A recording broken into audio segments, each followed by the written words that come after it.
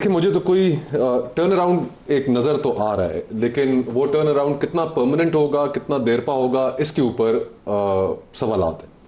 अगर हम पाकिस्तान की माजी की 70 साल के अंदर जो अमेरिका के साथ रिलेशनशिप रही, तो उसमें उतार चढ़ाव जो आए उनसे हम सब, किस तरह अयूब खान साहब के ज़माने में अमेरिका बहुत करीब था और फिर उसके बाद एकदम अमेरिका बहादुर ने आंखें मोड़ ली और हम उनके बैरी बेड़े का इंतजार करते रहे और सानिया मशरक़ी कभी नहीं पाकिस्तान आया। कभी नहीं आया। सीटो और सेंटो के हम रुकन मालिक थे। बुढ़ा बेर वो यूज़ करते थे उसके लिए, वो यूट्यूब उड़ाने के लिए। फिर जहाद अफगानिस्तान में हम इत्तेहादी थे, 9/11 के बाद इत्तेहादी फिर थे। जब हम जहाद अफगानिस्तान में यूएसएसआर के खिलाफ उनके सबसे फ्रंट लाइन इत्तेहादी थे, तो जैसे ही यूएसएसआर टूटा, उनका वहां पर मकसद खत्म हुआ, तो उसके बाद पाकिस्तान पे प्रेसलर अमेंडमेंट्स लगी, मोस्ट सैंक्शनड एलाई बन गया। मोस्ट सैंक्शनड एलाई बन गया।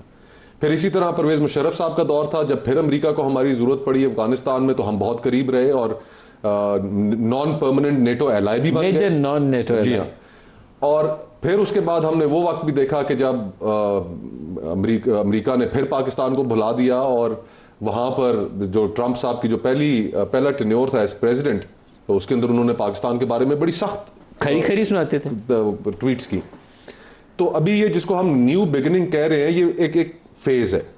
मेरे ख्याल में इस फेज से हमें भरपूर फायदा उठाना चाहिए, लेकिन अगर हम ये समझते हैं कि ये फेज एक लंबा अरसा कंटिन्यू करेगा, तो ये नहीं करना, नहीं करेगा। नहीं करेगा।